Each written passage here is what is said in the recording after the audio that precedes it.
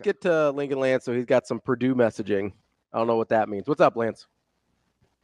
Hey guys, what could be worse today is Florida State fan. I mean, they're 1-4, right? They just got great. So he is trolling you. They're not good.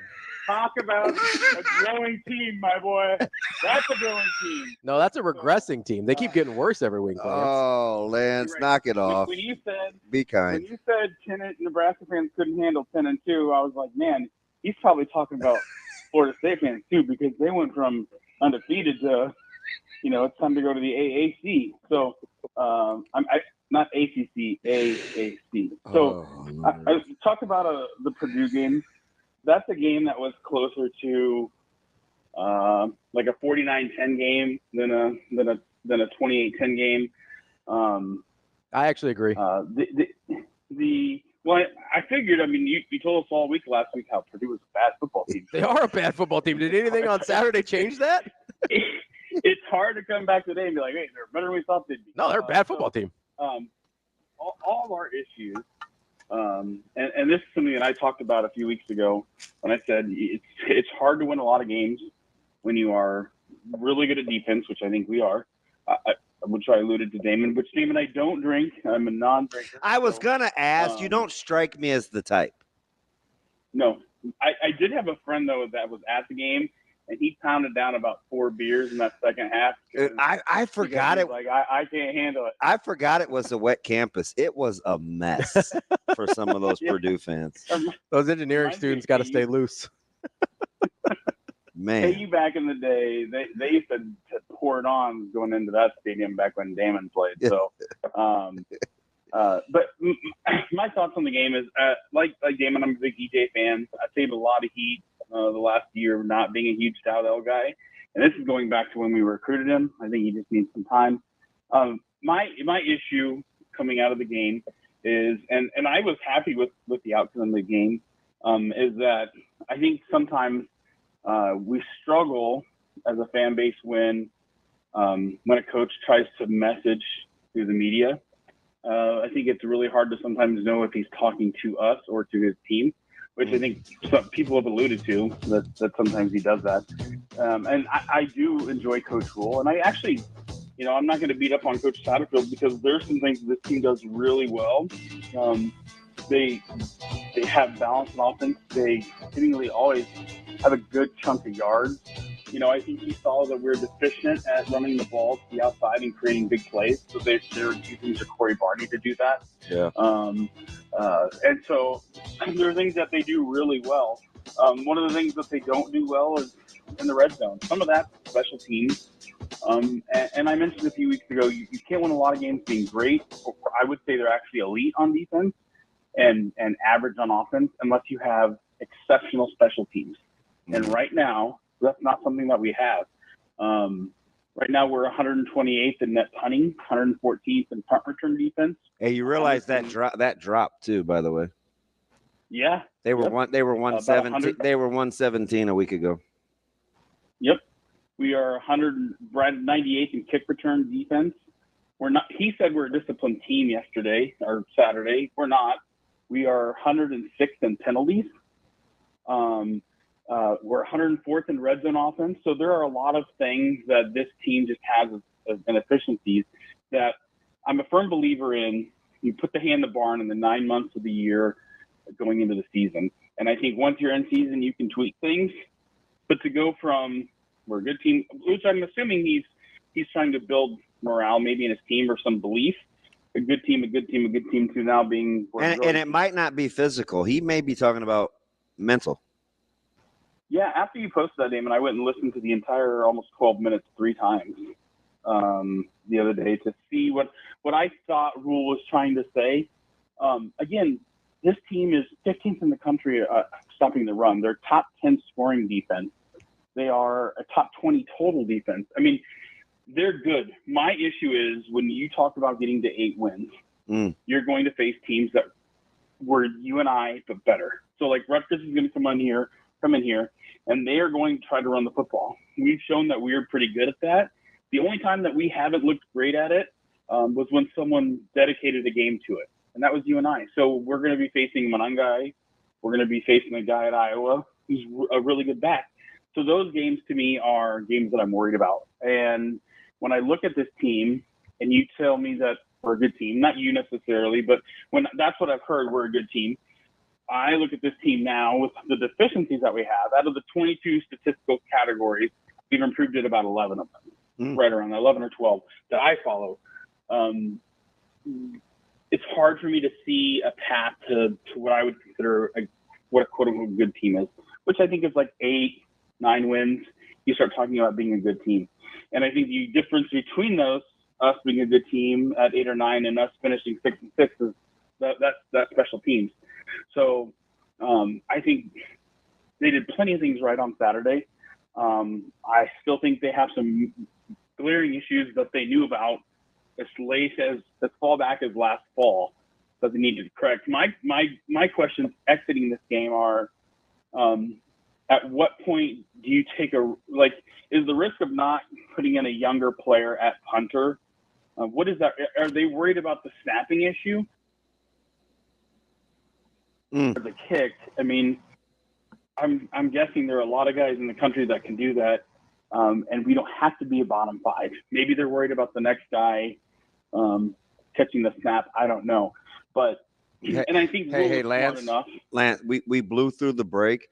Get me on social media. That's a fantastic call, man. I'll tell people you're a lot better than social media. Another good call. That's our man Lincoln Lance. We may or may not have had a call that basically went through the entire break, which was a good call. I get it. I don't know how you guys. I don't know how I missed this. Okay, so I don't know how I missed the whole conversation between you and Lance, because he did tag me in it. Mm-hmm. I was apparently doing something. I don't know. I think you were travel. That was Friday night, so you were like getting settled in Purdue. Yeah, and listen, does he make me mad sometimes? Yeah, but I still think he's a good dude, right? Like, yeah, and I don't know him personally. And I think he does. Guess who loves him? Who? Degenerate Aaron. That makes sense. It's ridiculous. Actually, I like Aaron too, though. I don't know Degenerate Aaron either. You just know Degenerate Aaron gets mad at Ravi. I'm okay with on the phone Lance. Yeah, he's pretty good. I can leave internet Lance alone. Yeah, I'm like, those are two different people in my mind. And somehow, like, he even got Tyson's dad involved on the social media chain. I'm like, don't encourage him. The original question was, well, it got so deep too, and then we got into analytics and stats, and I'm like, guys, he's pulling a Ravi Severe. He's moved the goalpost for the discussion. Like redefining the parameters. His original question was, can you be good and grow at the same time? What I think he really wanted to say was that, like, if I was him, this is what I would have said.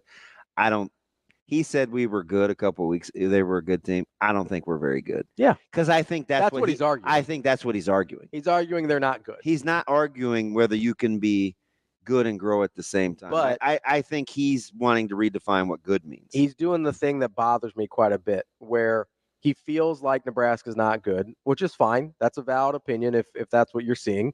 I disagree, but okay.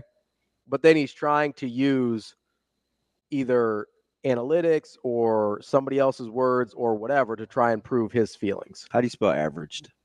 Averaged. Oh, I got it. Didn't give me the red squiggle. Good. Never mind. You know what I mean? Well, sometimes I can't see. So, like, if you feel a certain way and that's your feeling about a situation, that's fine. Everybody's entitled to their feelings and opinions and whatever. Some of them are good, some are bad, whatever. But then don't try and prove your feelings with other stuff. You can tell me why you feel a certain way. I missed that whole conversation. Yeah, So what was the thing that you went on where you said people were losing their minds? Oh, and I keep telling you, people can make you dumber. They so certainly be careful. Can. I know, you're right. And so honestly, one of the things they were losing their minds about, because I felt firmly, I was talking to some people at halftime of the game. Okay. And I felt firmly that Nebraska. Is this like Insta reaction?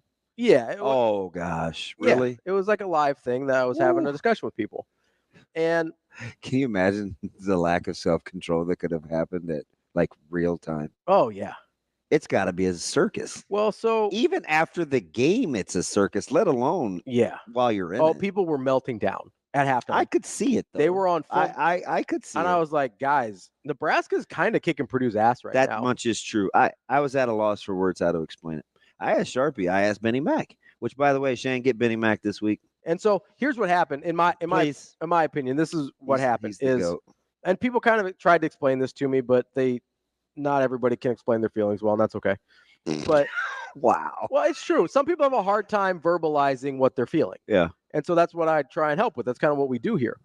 And so I think a lot of people were feeling, hey, we've seen Nebraska play this game a lot in the last decade, Mhm. and it hasn't gone our way. Yeah.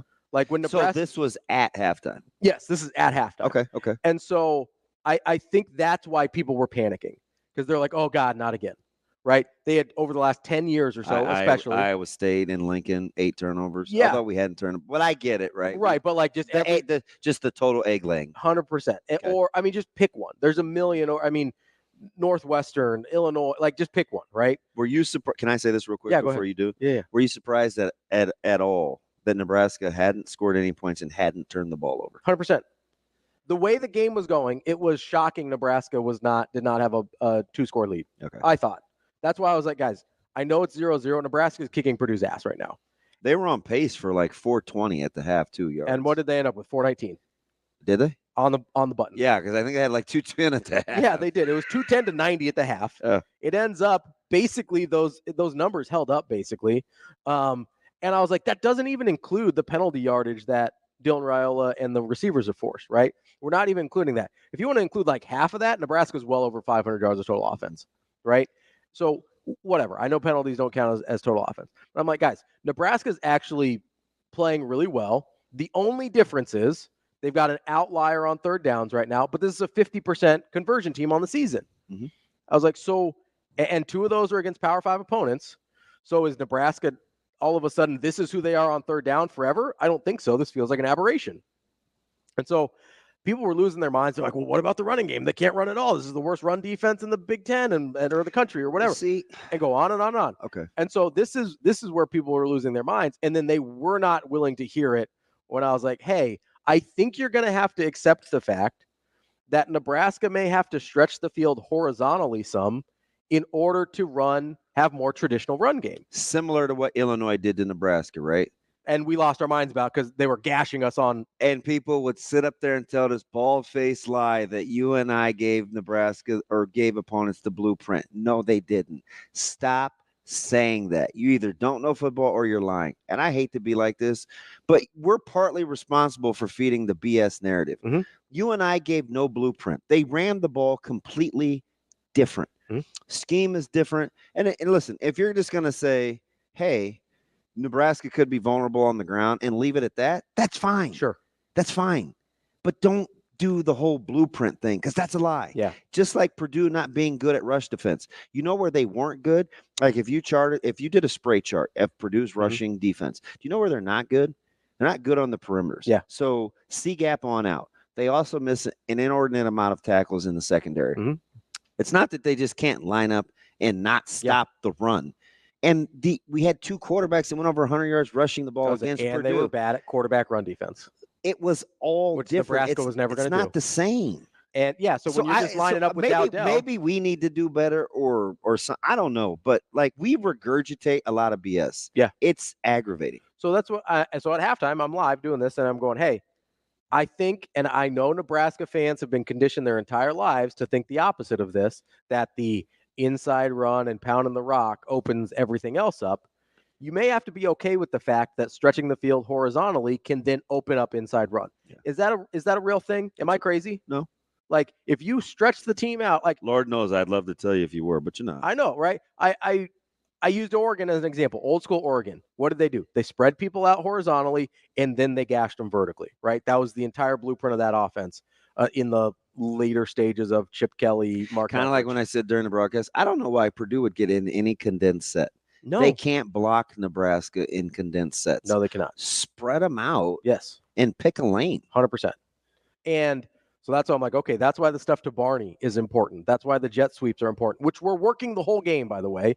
That wasn't a second half aberration. Working the whole game. That's why the pop passes are important. I was like, and that's why the short passing game is important. You have to, at some point, if you're a Nebraska fan and you think Dylan Raiola is the best player on the offense, which he probably is, you have to be okay with the fact that, hey, maybe we're going to put the ball in his hands a little bit to distribute out to the perimeter. So it's a self-control. Like if you're Nebraska's offensive coordinator and you're this, like you have to have self-control. Yeah. Because when you're running the football, you're basically telling yourself, okay, my best decision maker is not gonna have the ball today. Is not making decisions. Yeah. And you got to be okay with that. And believe me, it's not easy. No. And I'm not telling you like, oh, just do it. Because what do I always say about coaching?